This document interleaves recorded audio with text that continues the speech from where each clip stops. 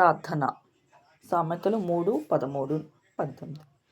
సర్వశక్తిగల మా తండ్రి, మా ముందుండి మాకు మార్గనిర్దేశం చేసి, మా వెనుక నుండి మమ్మల్ని రక్షించి, మా పక్క నుండి మమ్మల్ని ఓదార్చి, మాలో ఉండి మాకు బలమును ఆనందమును అనుగ్రహించి, మీ జీవమునిచ్చి మరొక నూతన దినమును మమ్ములను సజీవులుగా మేల్కొల్పిన దేవా, నీ ఘనమైన నామమునకు వందనములు, స్తుతులు, స్తోత్రములు.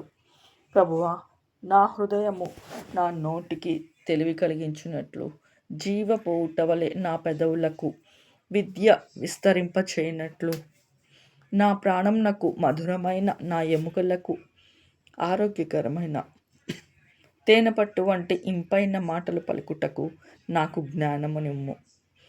దాని కుడి చేతిలో దీర్ఘాయువును, దాని ఎడమ చేతిలో ఘనతలు పొందుకొని, నేను జీవించు సంవత్సరంలో అధికమగునట్లు జ్ఞానము పొందుటకు నీ యందు భయభక్తులు కలిగి ఉండుట మాకు నేర్పుము ప్రభువా.